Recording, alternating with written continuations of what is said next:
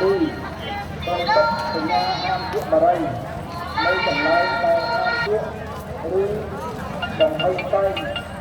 ផលិតផលក្នុងពួកឬបរិយហើយមើលឃើញច្បាស់នឹងមានចំនួនមុខក្រមតាមទីតាំងជាក់ស្ដែងដោយហាមផ្សព្វផ្សាយផលិតកម្មនិងការតាំងបង្ហាញផលិតផលក្នុងពួកគ្រប់ប្រភេទគ្រប់ជំរុំ4ហាមប្រើប្រាស់ផ្សាយចាយ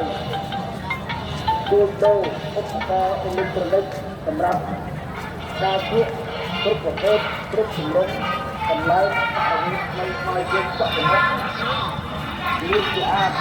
អរិយអេឡិចត្រូនិកបរិយវេបផលិតផល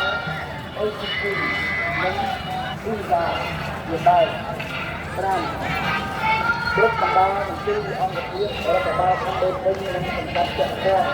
ត្រូវយកចិត្តទុកដាក់ផ្សព្វផ្សាយ